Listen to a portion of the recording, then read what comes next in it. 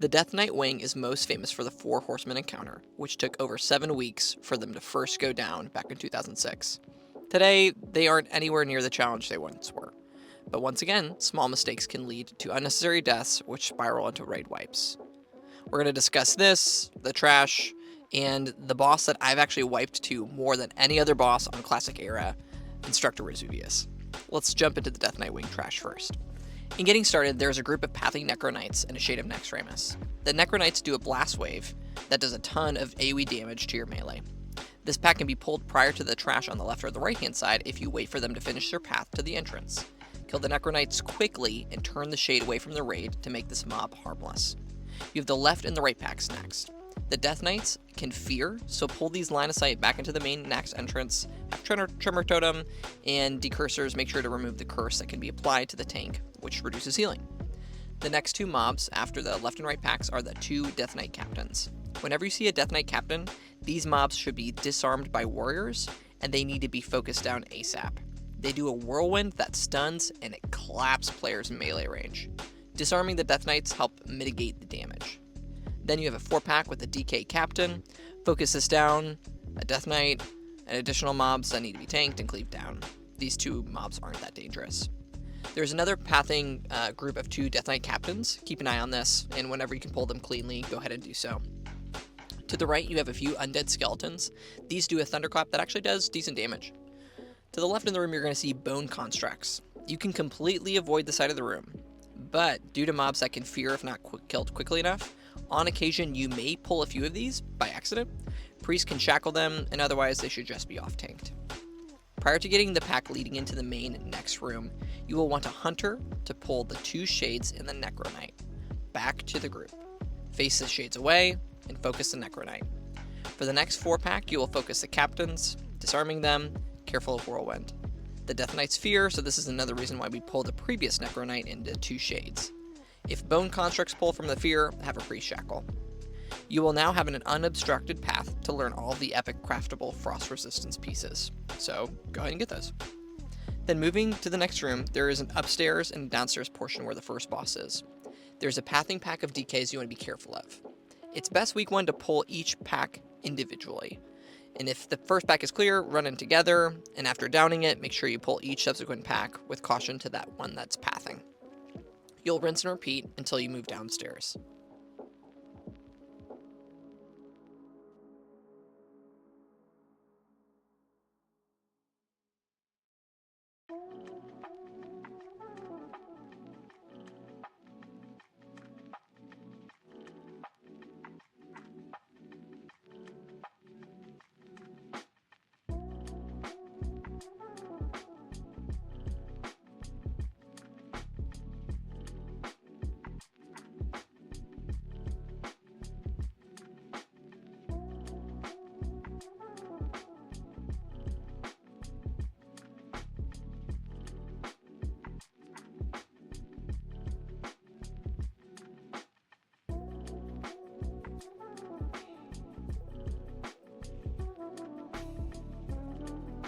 Upon reaching the bottom floor, you will want to hug the staircase to the left.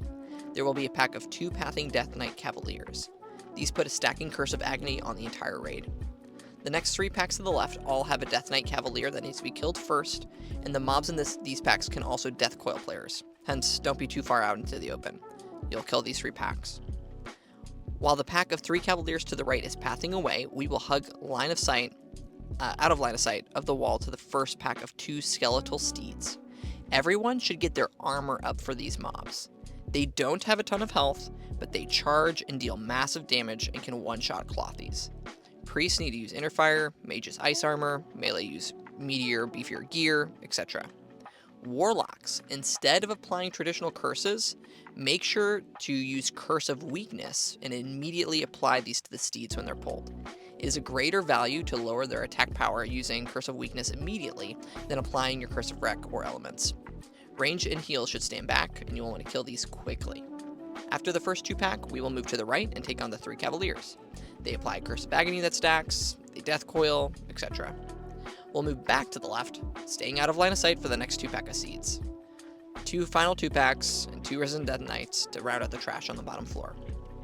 As a PSA, you need to pull all the trash in the bottom of this room, otherwise it will pull with Instructor Razuvious, so clear all of the bottom floor.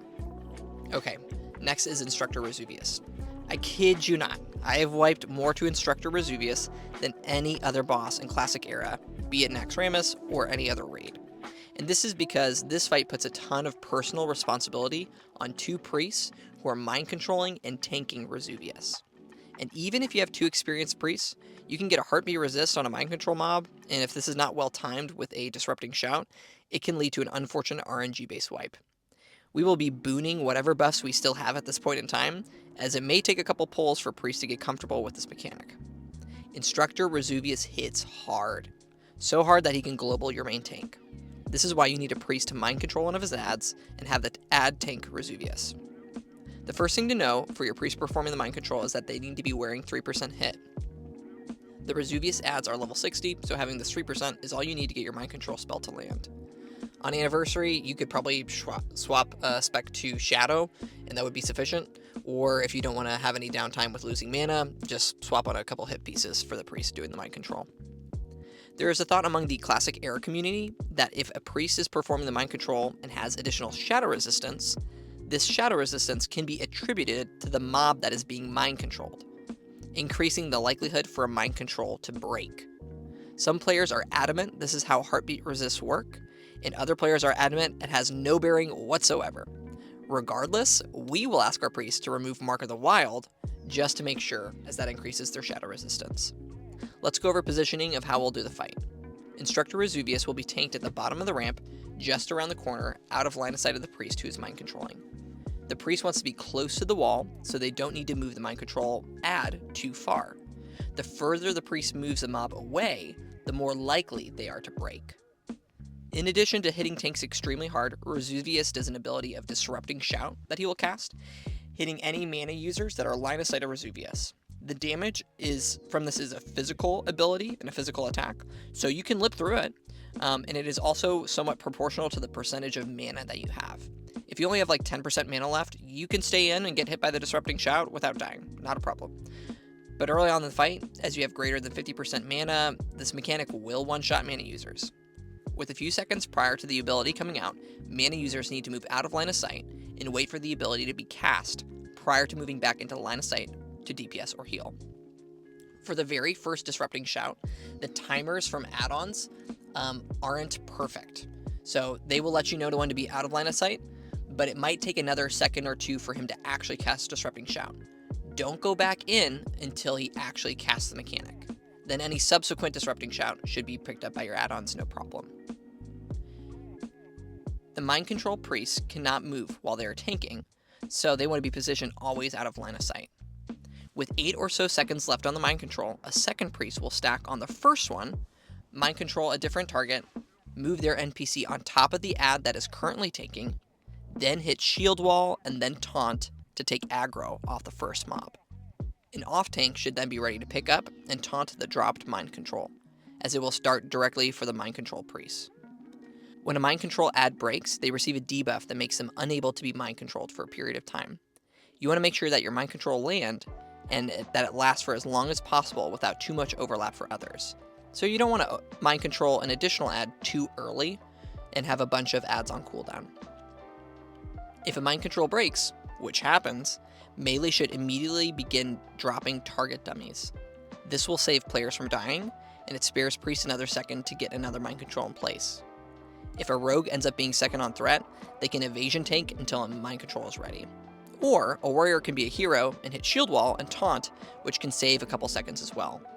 If somebody has already lost buffs, or in this case, if we're not doing Razuvious with buffs, any warrior should be ready to perform that mechanic as well. Stuff goes awry on Razuvious, and if the mind control breaks right before a Disrupting Shout goes out, you can potentially lose all of your healers and caster DPS. So, we've gone over the fight and what can happen. Let's backtrack and go over the pull.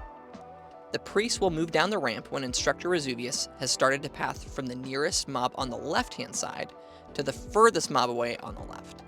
The priest will mind soothe both front ads, and then while hugging the right side of the wall, mind control the bottom right mob. When the mind control lands, the priest will hit shield wall, and then will taunt Razuvious, who will be running towards the mind controlled mob. The priest will walk Razuvious back to the corner of the bottom of the ramp, out of line of sight. Off tanks will be running in and picking up the 3 adds, tanking them at the very bottom of the ramp. At the very end of the fight, when Razuvious dies, the mind-controlled adds need to be killed. The priest should move their actively mind-controlled mob away from where they're standing, as when they drop it, it will take make a beeline towards the priest. So move it a little bit away so tanks can get a taunt off. And that is Razuvious. Even for a seasoned Naxx raid group, every so often they can experience a hiccup on this boss. Don't get frustrated if you wipe a couple times, and don't start spurging out on your priest. Sometimes you just need to give your priest practice, and yelling at these players that they're not doing it right won't magically fix it. Okay, on to the next trash portion. If you want to skip this trash, you can have everyone log off and reset the instance, which would despawn all the trash from Razuvious to the Gothic, and you can just walk to Gothic. But in the long run, this is a waste of time, as you get ported to the front of the raid and have to run back. It's just best to learn the trash before Gothic can hit hard. Have Hellstones ready, particularly for your melee. The mobs in the next room are weapons that you need to tank and kill. They're axes, swords, and staves. Axes whirlwind and do heavy melee damage. If you get groups with 2 axes, you need to make sure that these are split apart. Staves do AoE magic damage, arcane explosions, and they also can frost nova. They hurt. Swords can cleave, but aren't as dangerous as the first 2 mobs. The order that you want to kill are axes, then staves, then lastly swords. If you have 2 of any combination of axes and staves, the mobs need to be separated from each other and single targeted down one at a time. When moving through this room, you hug the left-hand side wall all the way to the next hallway. You will first want to find the pathing weapons on the left-hand side and making sure to either pull these first when they're clear of the leftmost mobs, or pull the leftmost mobs first prior to the pathing group. You'll take these 2 groups, then hug the left-hand side. There are mobs in the middle that you can skip if you hug. Then there is another set of pathing weapons at the end of the room, and one that's static. Similar to the first pulls, make sure to only get 1 group at a time. After killing 4 total 2-packs, we will move to the hallway. Make sure that the Cavaliers are pathing away from the Necro Knight and Shade pack. You're going to run in together as a group and get 1 Necro Knight down ASAP. Turn the Shade away, then move into the Cavalier pack. These can death coil, so don't fight them at the very end of the hallway where someone could be death coiled into the final group. After the Cavaliers, you will have a 4-pack with Necro Knights that need to be focused down and Death Knight captains that need to be disarmed. Next, we're off to Gothic. Gothic is an interesting fight where we will have 2 separate groups that will kill 18 waves of mobs each. There is a live side and a dead side, and a gate that closes when the fight is initiated. Mobs will spawn on the live side on one of the 3 different platforms, and once killed, their spirits will travel to the dead side, and they will spawn as ghost or undead mobs. And on the dead side, only melee physical attacks can hurt these mobs that spawned. We'll separate our raid out into 2 predetermined groups where you will each focus killing mobs on your side. We're going to start with the live side first. In the early waves, the mobs are fewer in number and easier. The 3 types of mobs that spawn are unrelenting trainees, death knights, and riders. Trainees need to be tanked and DPS down. They have low health, but you don't want them hitting your clothies though. Death knights charge and hit hard. When they spawn on their platforms, tanks need to get threat right away. We will DPS 1 down, then focus the other. A couple riders will also spawn during the latter waves. Riders spawn in the middle platform, and you need to kick their casted abilities. They do an AoE pulsing damage to players on the live side. When these mobs spawn, you want to first focus riders, then death knights, then trainees. In the latter waves, if adds start to overwhelm the players on the live side, priests can shackle spawn death knights, but you need to make sure that there are no dots on them which break the shackle. If you have add-ons like DBM or weak aura packs like Foji, they will typically tell you what mobs are spawning with each wave and timers to be ready for them. When a mob dies on the live side, it will take on its spirit form and travel to the dead side, spawning in any of the 5 bone piles on the ground. They will spawn as spectral trainees, spectral death knights, spectral riders, and horses. The rider from the live side becomes 2 mobs. Trainees will do an arcane explosion around them. They're pretty low health. Death knights hit hard, do a mana burn, sunder armor, and cleave. You want these to go down quickly as to not have your tanks take more than 1 stack of sunder armor. If a tank takes 2 stacks, they can get big time clapped, and somebody else should swap to taunt ads off their bone pile, or they should swap to a shield.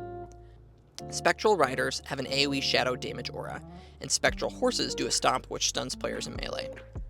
You want your melee to move together as a group, kind of like a mosh pit of damage, destroying these mobs, with tanks positioned at 3 different bone piles. If ads spawn at either of the 2 far bone piles, melee should not overextend. Let the mobs come to the main group. Treat this like Phase 1 Nefarian, letting the mobs actually come to the group for a good stack.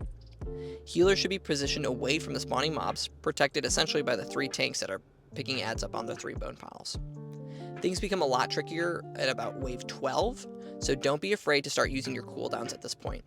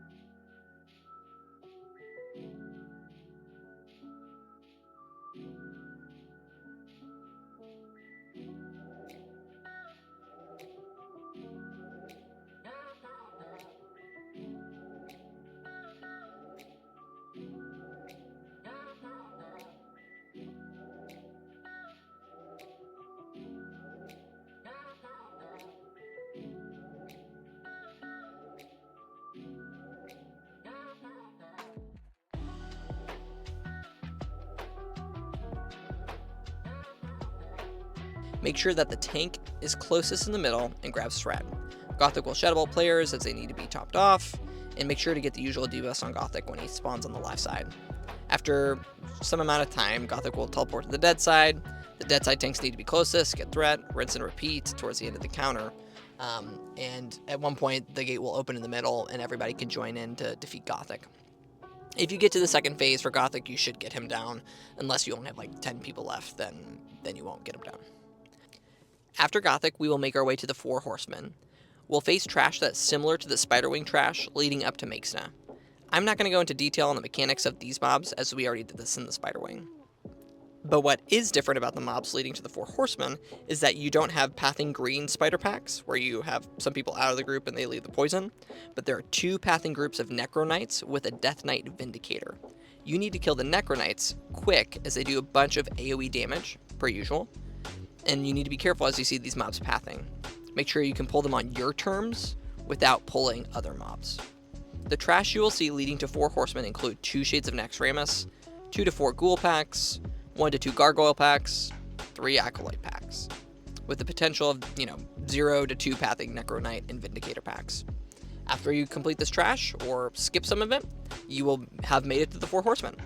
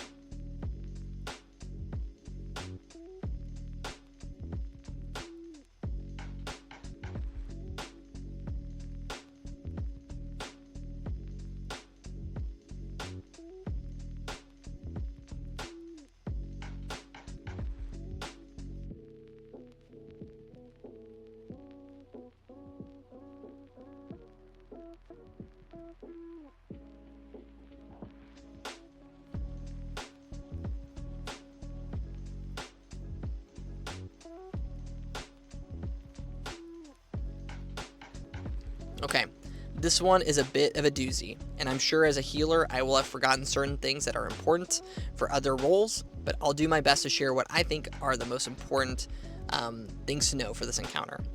Each horseman will be tanked in a respective corner, and each has unique mechanics. Thane calls down a meteor whose damage can be split by stacked players. Think like the Anubisath mobs between Huhuran and Twin Imps.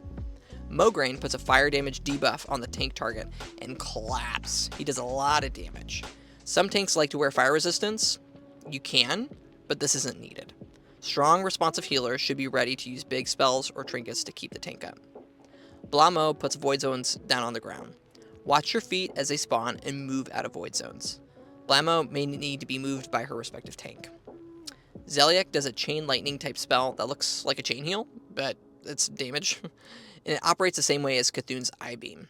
You cannot have more than 3 melee players in the range of Zeliek, otherwise he will kind of one-shot that third player, or the fourth player I should say.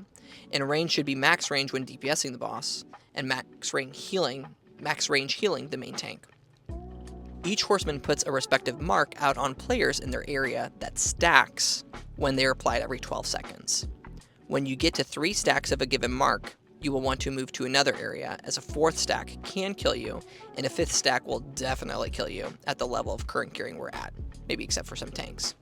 Healers will have a 12-player rotation, moving after 3 marks in a clockwise fashion to the next boss. When at Thane, healers will be in the range stack for Meteor. After 3 Thane marks, you'll move to the Blamo and heal the tank, moving out of void zones. After 3 Blamo marks, you move out to the Zeliek and be max range healing that tank. After 3 stacks of Zeliek's mark, you move to Mograine and pump out big heals on the tank. There's a really helpful healer rotation weak aura that you can use and configure based on your starting position. I use this in Classic Era, and it makes the rotation easy and mindless. I don't need to worry about when or where I need to move because the add-on tells me where I need to go. Go to the link I put in the description of this video if you're a healer and download the weak aura. When you import the weak aura, you'll need to make sure that it's set to load in Naxxramas, and then you will move to custom options. Open the dropdown and select the boss mob that you are starting out the encounter on. Then type in if you are moving when the first mark goes out, the second, or the third. Make sure to press enter or accept so that add-on takes it. As raid assignments change week to week, you will need to edit this weak aura, but it's super helpful. DPS players, our plan is to Zerg Thane down and then move to Mograine. We will have warriors pop Wreck week 1 on Thane in order to push him down. Whenever a horseman gets a 25% health marker, they will pop Shield Wall, which reduces their damage taken for a few seconds. It's kind of annoying, in all honesty. But the plan is to DPS Thane down to 0, and DPS players may take 4 marks in doing so. After the 3rd mark, we will continue to DPS Thane down. People won't rotate if they're DPS players. And at this point, I want for players to use a greater Shadow Protection Potion, which will help them survive the 4th mark they will take before Thane goes down. When Thane dies, all DPS will move to Mograine and bring him down as low as they can. After getting your 3rd Mograine marks, all DPS will move to either Blamo if they are melee, and all ranged DPS will move to Zeliek. Melee. After you get your 3 Blamo marks, you will go back to the safe zone to drop off your Mograine stacks. Once your Mograine mark stacks are dropped, you will go back to Mograine and DPS him down until he's dead. Ranged, after you get 3 Zeliek stacks, you get to move to Blamo and DPS her down until you get to another 3 stacks, and then you can go back to Mograine after your stacks have been reset. DPS will rinse and repeat, with melee staying out on Zeliek until all 4 horsemen are dead. When a horseman dies, they will still put out marks on the raid players in their area. So horsemen should be killed with their bodies deep in their respective corners, as to not make the safe zone vulnerable to additional marks. Tanks need to be vocal. If you are a tank going into a boss to relieve a current tank, call it out over voice. It should be, Tronox is heading in to relieve Mograine, and if you have a taunt resist, you also need to call that out. That will help the current tank know whether they need to pop a cooldown as they take a 4th or 5th mark, and will help healers know that they need to continue to heal that tank target until you successfully land your taunt. We are going to have a 6 tank rotation. We'll start the poll, and 4 tanks will initially be on each mob. 1 for each mob, I should say. The tank relief for the back 2 mobs, Blamo and Zeliek, will start out DPSing on Thane. At 2 marks on Thane, the Zeliek tank will leave to go to go relieve the Zeliek tank. And at 3 marks, the Blamo tank will leave, as it's closer and easier to get to Blamo versus going across the room to get to Zeliek from Thane's area. Once Zeliek is relieved, that tank will go to Mograine, and the Blamo tank will go to the safe zone to drop off stacks. Upon Thane dying, the Thane tank will go to relieve the new Mograine tank. They may only have Mograine for like a stack or 2, that's totally okay. They are just bridging the gap for the Thane tank. And once we get down to 3 mobs, it becomes so much easier. Tanks will call out if they have 3 stacks, fresh tanks will call out over voice if they're coming in to relieve them, and we do this until the fight is over. Zeliek will be the last mob alive due to, having melee DPS who don't go into that mob. A note on Zeliek for the tanks. In order to not chain the ranged DPS and healers, you will be entering and exiting the Zeliek area by hugging the right wall. This will have you further away from healer and caster DPS as to not get hit by the chain and one-shot all the caster and healers. The biggest thing here for 4 horsemen is communicate. I cannot stress how important it is to talk over voice comms here. If you are taking a 4th stack as a tank, that is okay. But call for relief, let healers know that you're taking a 4th stack or 5th. If a taunt resists, that's also okay. Just let everyone know so they can use a cooldown to stay alive. And I didn't explicitly say this earlier, but if each of the mobs are positioned in their respective corners, there is an area at the bottom of the middle platform steps where players can stand and not get hit by these marks from the horsemen. This is known as the safe zone, and players will be running back and forth between mobs to the safe zone as needed to drop stacks. I know there is likely a lot more I could say about the 4 horsemen, and honestly could be more clear about it, but this should be enough information to be dangerous for week 1. Manage your stacks, be communicative, pop a greater shadow protection potion between the 3rd and 4th mark of a given boss if you know you're going to take one, and healers get the weak aura for rotating. It may take a pull or 2 of rotating to get this right. And with this, we've wrapped up the Deathknight Wing. We have one more video to go, which we will discuss the Frostworm lair with Kel'Thuzad and the true end boss of Classic Vanilla, let's be honest. It's Saffron. See you then.